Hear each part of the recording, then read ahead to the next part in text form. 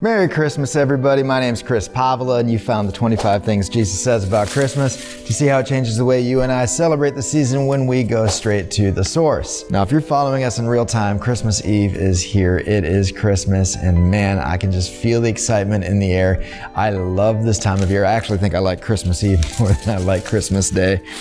My paper chain is falling apart here. Hang on a second while I try to fix this. Something about the mystique and intrigue and mystery of Christmas Eve just makes me feel alive. And as we see in number 2 of our countdown, that's exactly how we should feel. Now, if you remember back from our last couple of videos, we've been looking at this account from the biographies of Jesus where he returns to his home synagogue and reads a prophecy about the Messiah, and everyone kind of holds that criteria up to Jesus. And that's what we're doing as we close out our countdown here. And oh my goodness, these paper chains keep on falling apart on me. My wife is more crafty than I am. I should have had her make this. Now, Jesus continues to read through Isaiah's prophecy, and he reads the words, "He has sent me to set the oppressed free."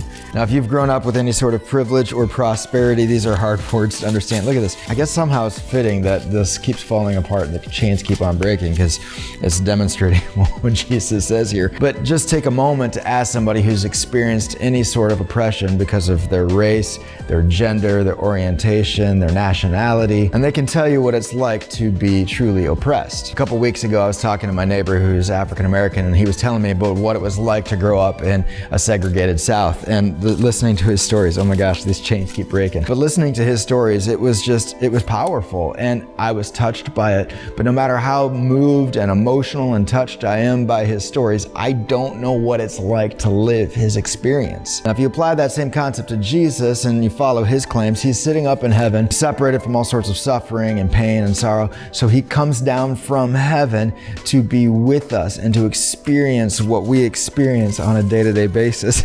And these chains keep breaking. And he came to be oppressed and associate himself with the oppressed. And he left all of the wealth and privilege and power of heaven to come be with us, that he might set the oppressed free.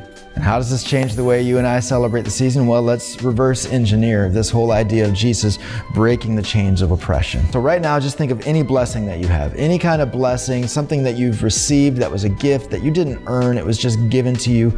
Think of any blessing. And then recognize that whatever you call a blessing to somebody else who doesn't have it, they call it a privilege. They don't have the privilege of experiencing that thing. And that blessing that you just thought of, you can share it with somebody else. If you're sitting in your house and you thought of your utilities, you can call a utility company and offer to pay somebody's utility bill. Seriously, you can do that right now. You can pick up the phone, call a utility company, and pay for an unpaid bill. If you thought of family and friends, you can go to a nursing home and ask if anybody is lonely this season, and just sit down and ask them how they're doing and spend some time talking with them and getting to know them.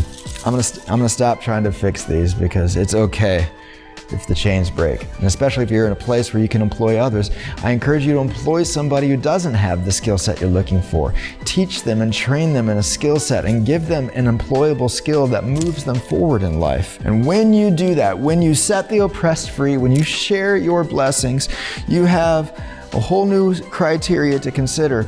Is this who the Messiah must be? That's not all that Jesus says about Christmas. I know it's Christmas Eve, but if you would like to consider some more of what Jesus says about Christmas, I've got a playlist right over here. You can take a look at it. Merry Christmas. Tomorrow's a big day, but don't forget to join us tomorrow for number 25 in our countdown. You guys have a great, great night. Merry Christmas.